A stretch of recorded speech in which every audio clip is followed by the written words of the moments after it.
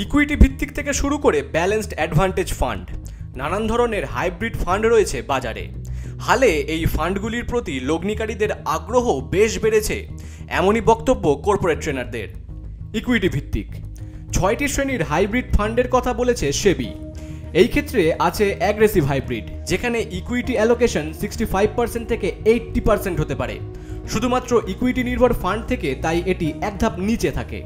খেয়াল রাখুন, ফান্ডের পোর্টফোলিও যদি 65% বা তার বেশি ইকুইটিতে থাকে, সেই ক্ষেত্রে কিন্তু ইকুইটি ট্যাক্সেশনের নিয়ম ধার্য হয়। এছাড়া আছে ডাইনামিক অ্যাসেট অ্যালোকেশন বা ব্যালেন্সড অ্যাডভান্টেজ ফান্ড। সেবির নীতি অনুযায়ী এখানে ইনভেস্টমেন্টের পরিচালনা ডাইনামিক কৌশল মেনে করা হয়। সাধারণত আংশিকভাবে হেজ করার স্ট্র্যাটেজি নেওয়া হয়। এর জন্য সংশ্লিষ্ট ফান্ড ম্যানেজাররা বিশেষ কিছু কৌশল নেন। অন্যদিকে আছে মাল্টি অ্যাসেট ফান্ড। এইখানে অন্ততপক্ষে 3টি অ্যাসেটের শ্রেণীতে বিনিয়োগ করা হয়ে থাকে। ন্যূনতম 10% প্রতিটির জন্যই রাখা হয়। এই জাতীয় পোর্টফোলিওতে দেখা যায় ইকুইটির ভাগ 65% বা তার বেশি আছে। তাতে ইকুইটি ট্যাক্সেশনের সুবিধা পাওয়া সম্ভব হয়। তবে ট্রেন্ড বিশেষজ্ঞরা বলছেন এই মুহূর্তে হাইব্রিড নজর কাটছে। লগ্নিকারীরা এই জাতীয় প্রকল্পের বরাদ্দ বাড়াচ্ছেন। হালে আমরা দেখেছি যে মাল্টি অ্যাসেট পোর্টফোলিও বেশ জনপ্রিয় হয়ে উঠেছে।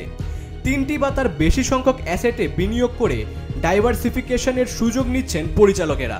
রিস্ক অ্যাডভান্টেজ রিটার্ন পাওয়ার সম্ভাবনা বাড়ছে ইনভেস্টরদের। Express news.